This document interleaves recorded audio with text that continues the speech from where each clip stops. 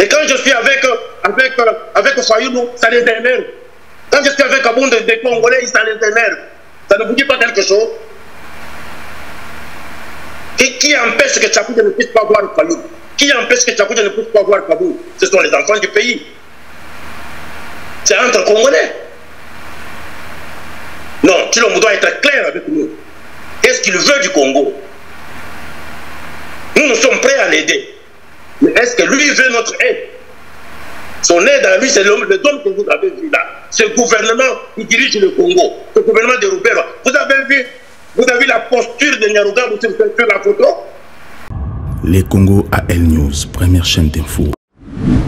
Mbote Nabino, après avoir tué, décapité et aussi violé nos femmes, nos enfants, et nous-mêmes les Congolais, dans l'Est démocratique du Congo, dans Kouamontou, aujourd'hui, les terroristes rwandais, Tutsi, à Paul Ganga, Mené Museveni, commis encore dans Bakongo. Vous allez dire que Bakongo, repérer déjà, dans le cas de Bakongo, comment ça va tout. On va parler aussi sur l'embargo aujourd'hui, parce que n'oubliez pas, c'est l'UDPS qui a demandé cet embargo contre Mobutu à l'époque avec le patriarche Sékou Dia.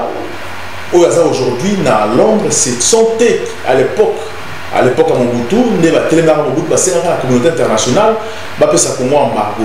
Donc, invité aujourd'hui dans ce plateau pour expliquer c'était le pourquoi et comment on peut faire aussi pour cet embargo. Donc, on peut comprendre aussi, pour expliquer qu'il faut-il faire aujourd'hui pour résister contre les Rwandais, de aussi comment on va armes et pas les Nations Unies et aussi la France. Donc, on parlait un mot, comme je dis, avec M. Sékou Dia, le professeur Julien Sékou Dia. Bonsoir. Bonsoir, monsieur Moudon. Bonsoir, monsieur le journaliste. Voilà, monsieur Sékou Dia, aujourd'hui, le Congo traverse un moment très difficile parce qu'aujourd'hui, la France et la communauté internationale c'est l'instruction que le Congo n'a pas droit aussi à consommer Minouki parce qu'il dit qu'il faut acheter Minouki conventionné. Alors on ne sait pas c'est quoi Minouki conventionné et non conventionné. Vous êtes là, vous avec Etienne Tshisekedi à l'époque à Mobutu, vous savez qu'il démarche ça Congo embargo. Est-ce que vous ne pensez pas qu'aujourd'hui est causé un problème pour tout ça la face aussi dans Rwanda? Non. Je pense que le problème du Congo est un problème de référence et de l'expertise.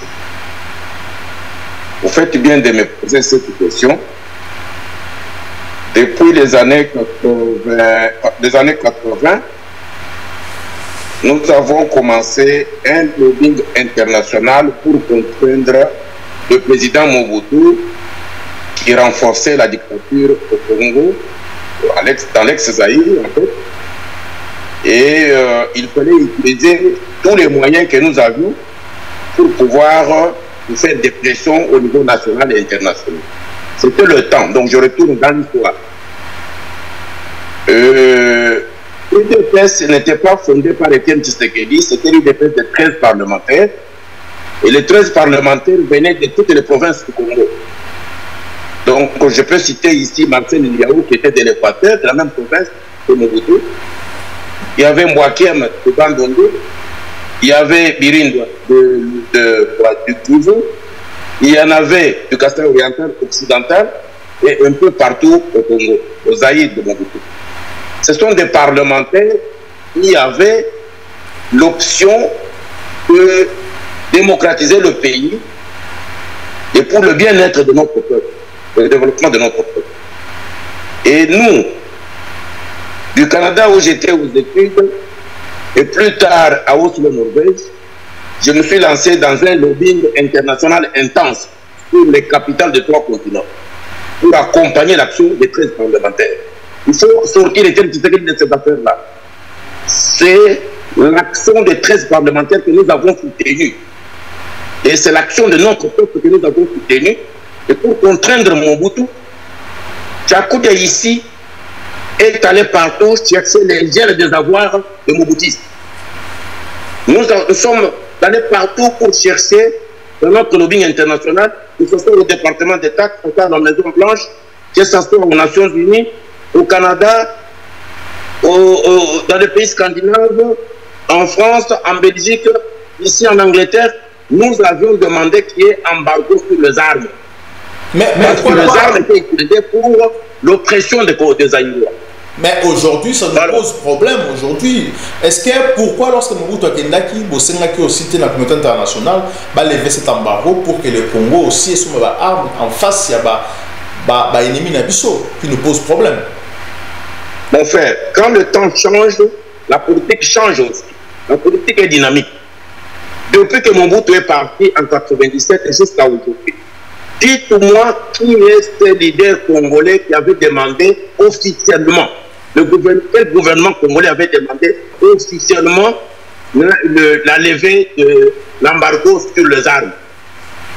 Aucun gouvernement congolais depuis 1997 jusqu'à ce jour. Parce que Joseph Kabila avait demandé en 2008, avec une autorisation à recevoir aussi Mamindouki. Parce qu'ils l'ont fait en 2008, après 2008, Joseph Kabila a acheté ça. Je vous dis ceci. Mindouki, vous pouvez les acheter de manière directe ou indirecte.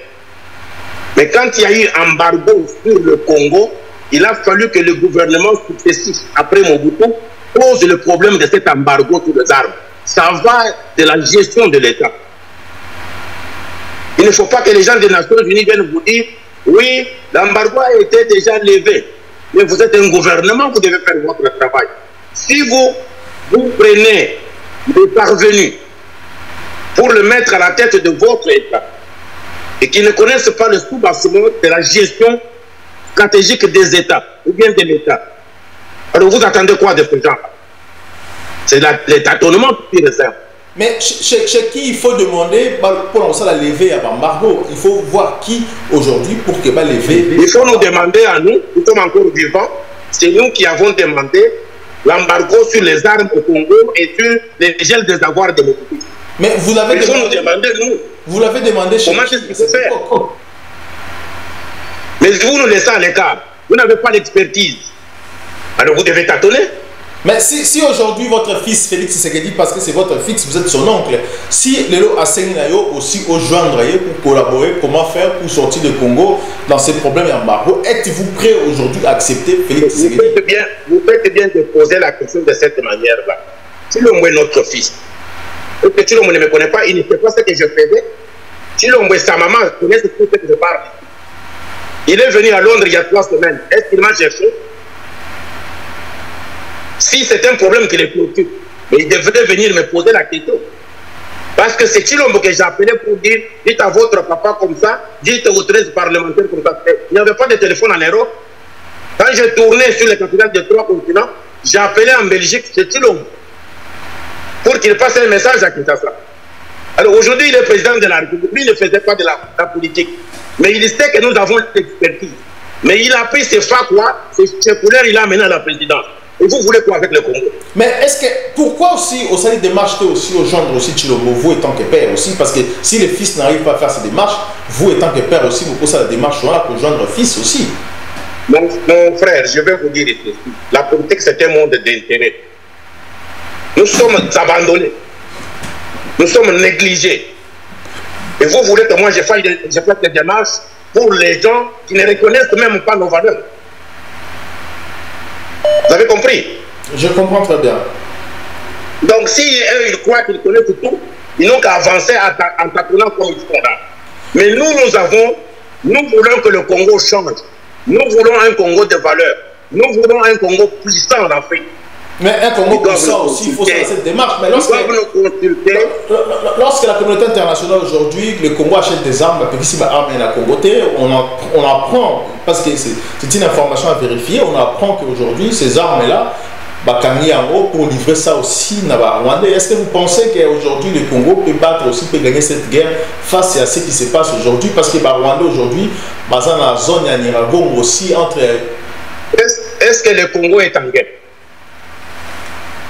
Dans la tête du président Chilombo, vous l'avez appelé président, vous l'appelez aussi président, c'est notre fils. Est-ce qu'il est vraiment en guerre? Dans sa psychologie, dans sa tête, il est en guerre. Mais les Congolais sont en guerre. Les hommes qui nous ont exposés il y a 2-3 jours, là, ce sont les experts des rébellions. Vous les avez vus avec leur gouvernement à Kinshasa, avec Chilombo. Et Chilombo nous demande la cohésion nationale. Mais il sort avec les experts des rébellions. ok, qui disent que ces gens-là disent qu'ils sont des Congolais. Mais c'est qui les experts des rébellions Bobeni? C'est qui? Parce c'est qui vous accusez comme expert à la rébellion? Mais vous les avez vus avec Tshilombo il y a 2-3 jours. Il nous a parlé de la cohésion nationale. Vous parlez des Libérois, vous parlez de Bizimakara, c'est lui qui l'ont. Ils sont tous sortis là avec leur gouvernement. Ce sont ces gens-là qui dirigent le Congo. Ce sont ces gens-là qui créent des rébellions au Rwanda et en Ouganda. Donc, avec cette image-là, vous cherchez la cohésion nationale. La cohésion nationale doit se faire avec les Congolais. Tshilombo doit savoir chercher les Congolais. Le dialogue doit se faire avec les Congolais, pas avec les M23, pas avec le Rwanda, pas avec l'Ouganda. Mais quels Congolais aussi, parce que la majorité des Congolais tout autour, ce sont les Congolais issus de la rébellion. Je prends les Jean-Pierre Bemba, je prends les autres aussi, sont issus de la rébellion. Mettre là-bas. Est-ce que ces Congolais-là aussi, ça dit aujourd'hui, dans la table aussi pour parler. Vous les avez nommés.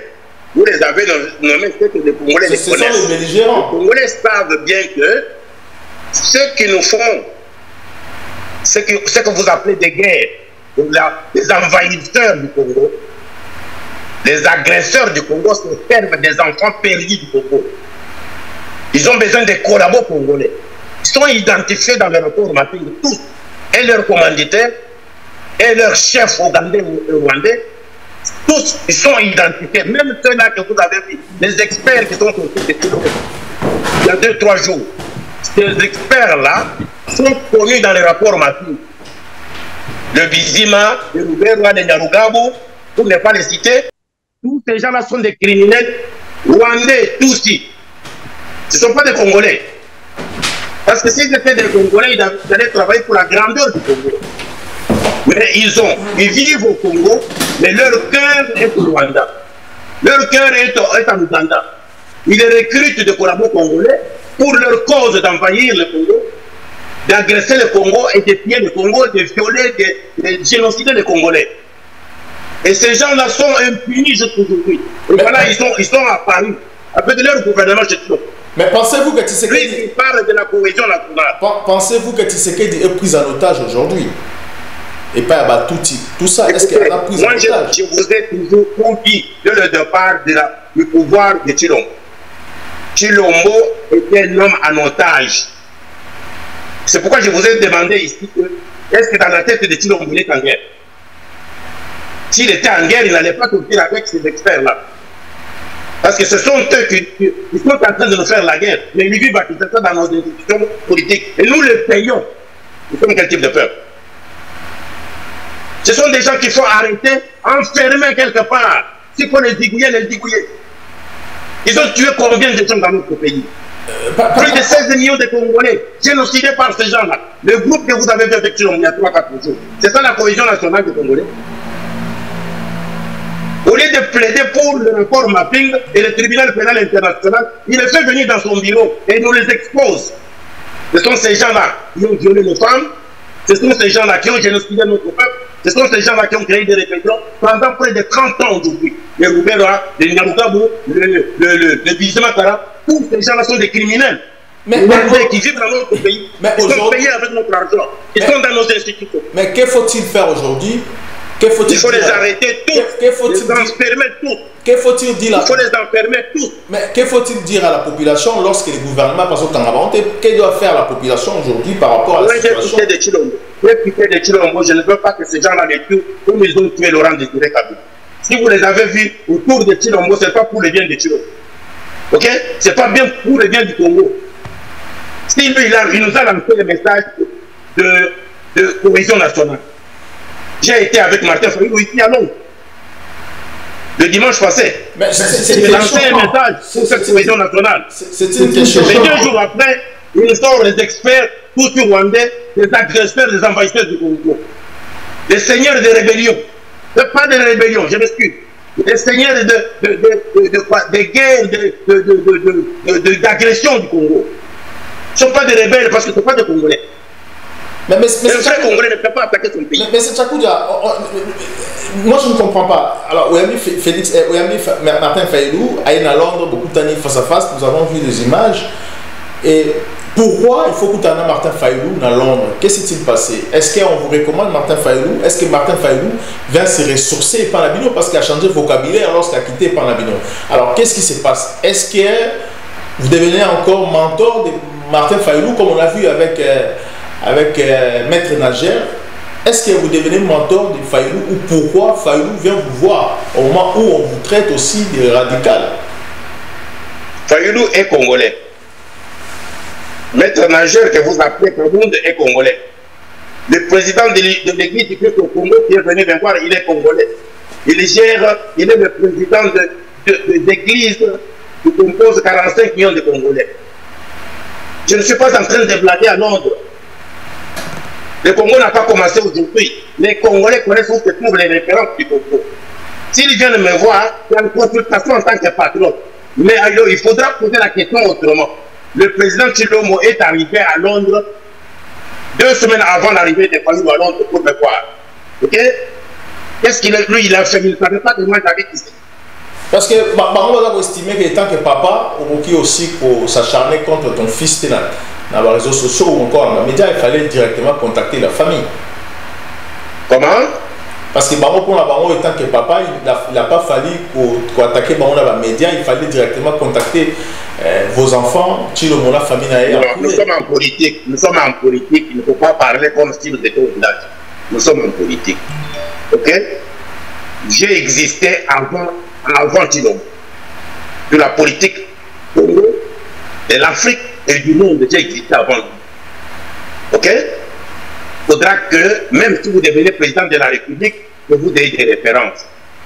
Il faut un peu d'humilité. Il faut être humble. Ok? Le jour que je verrai qu'ils sont humbles, la maman de Tshilombo, c'est mon ami. Est-ce qu'elle n'a pas mon numéro de téléphone? Les frères de Tshilombo, ils n'ont pas mon numéro de téléphone.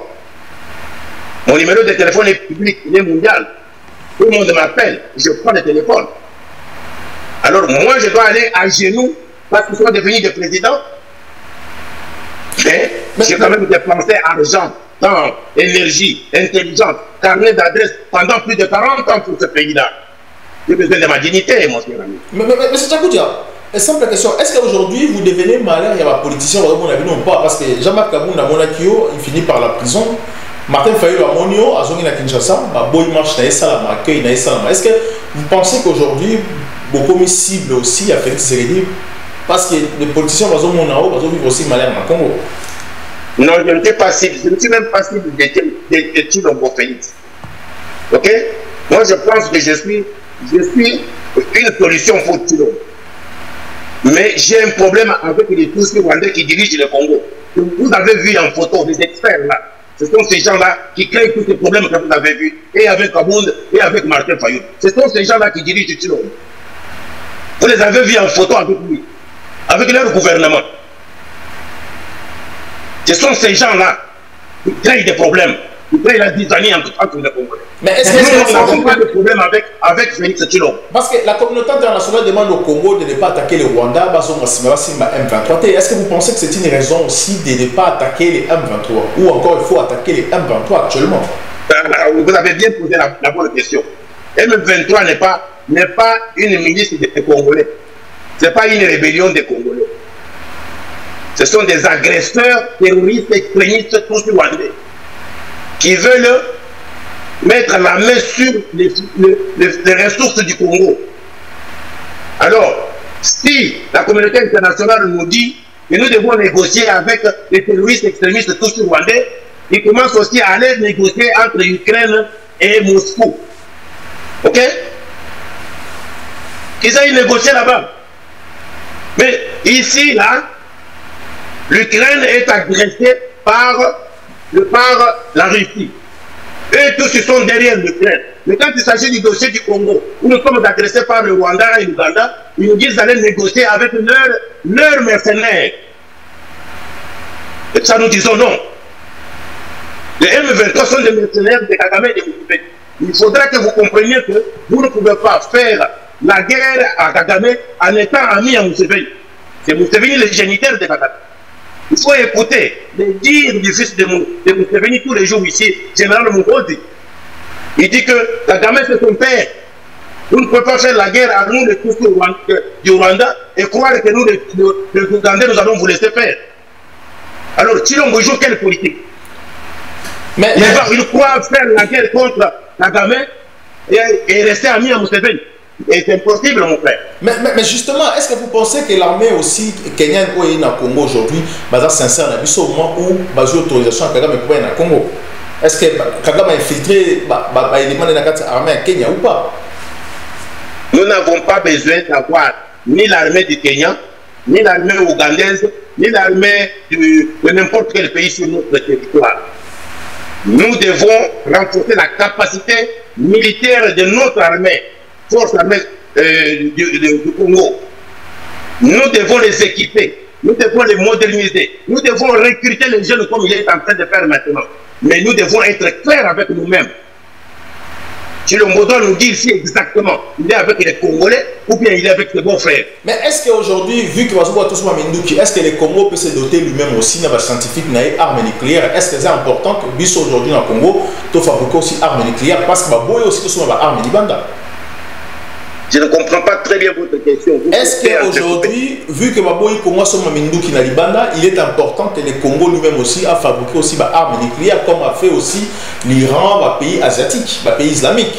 Moi, je pense que si tu l'envoies sincère, on se parle. Hier, j'ai écrit à Kinouane, Massamba. Ok? Je lui ai dit de dire à Tshilombo que je ne veux pas le voir mourir. Qu'il nous contacte et qu'on puisse l'aider. Est-ce que Kinouane lui a dit? Hier, je lui ai écrit. Vous avez écrit à Massamba Kinouane? Vous dites que moi je ne fais pas de démarches. Maintenant, je vous donne un exemple. Hier, j'ai écrit à Kinouane. Je dis que va tout près de votre famille.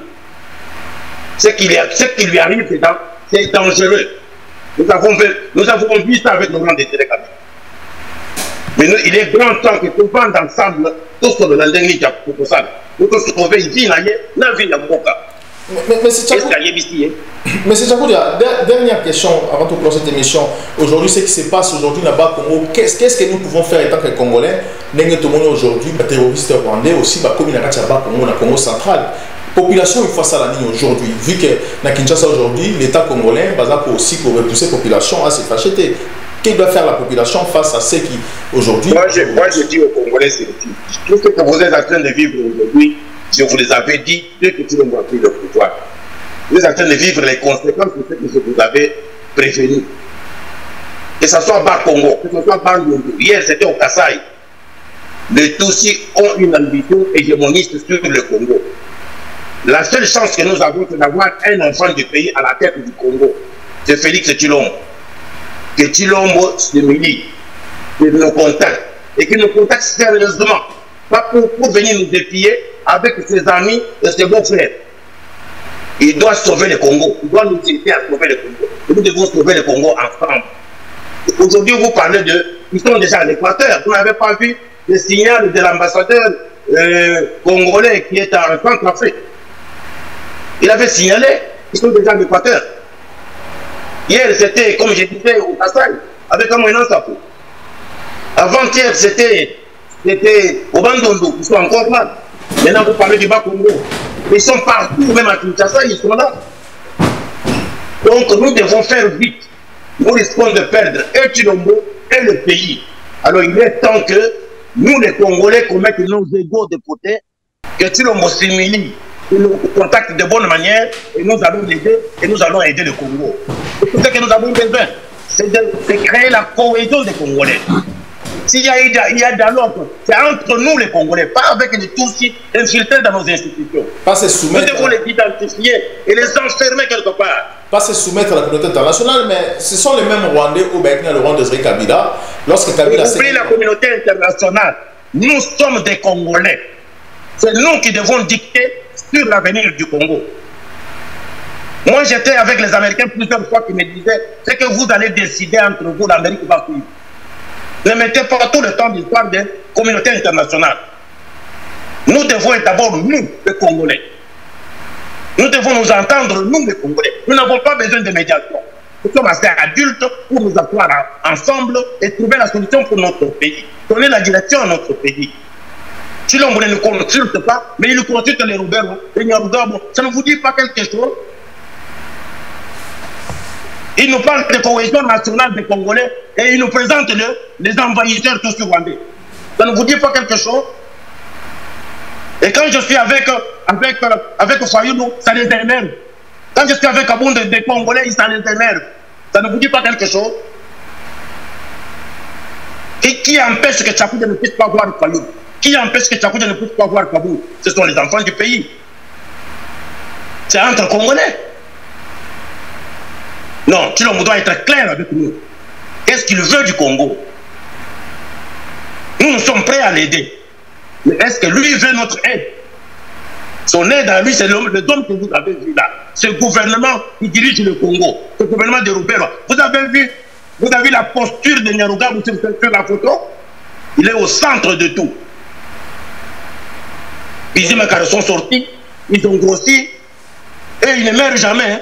Tous les nôtres sont déjà morts depuis 1997. Et ils sont tous vivants. Merci. Ça ne vous dit pas quelque chose, vous? Merci beaucoup, le professeur Julien Tchakoudja. Je rappelle que vous allez... Nous devons revenir au dialogue entre nous-mêmes, les Congolais. Nous n'avons pas besoin de médiation. Nous sommes prêts à aider Tshilombo. Mais Tshilombo s'humilie, il retourne dans le camp de la patrie comme je l'ai toujours dit. Je n'ai aucun problème avec Tshilombo. C'est l'enfant du pays. C'est notre enfant biologique. Ok? Que personne ne vous trompe que Tchakoudja est ennemi de Tshilombo. Non. Mais est-ce que je suis en politique. Merci beaucoup, professeur Julien Tchakoudja. Je rappelle que vous avez des Gaules congolais, au sensibilisant à Congolais et belé aujourd'hui parce que vous avez leader au Congolais, quoi aussi, que ce soit à l'interne comme à l'externe, en Bokalabiso. Je vous demanderai aussi Congolais aux Landabiso pour comprendre que, toi, là, dans le Parlement, Landabiso, tu es on a Laurent Désiré Kabila. Lorsque Laurent Désiré Kabila a dit armée rwandaise na Rwanda, aujourd'hui ils sont au Congo. Bakara a fouillé avec 4 millions de dollars en 97. Voilà. Ok, en 98, je m'excuse. 4 millions de dollars de paiement de nos diplomates. Et il est là, il s'affiche avec tout. Voilà. En 98, il était notre ministre des Affaires étrangères. James Kabarebe était chef d'état-major de notre armée. Il est aujourd'hui. Merci beaucoup. Merci beaucoup, professeur Julien Tchakoudja, pardon. Merci d'avoir ouvert cette émission. On a aussi la vigilance.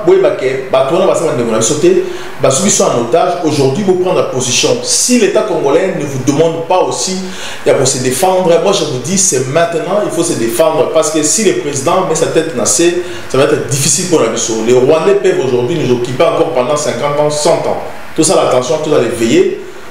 Bakoulou n'a pas pour attaquer la population, n'a pas policier, mais aujourd'hui, il faut se retourner contre les bateaux parce que la légitime défense dans la loi internationale, c'est tout à fait normal. Et aussi, dans la loi, sur la Congo, dans le pays, lorsqu'on vous tue, il faut se défendre. Merci beaucoup, à très bientôt. Exact.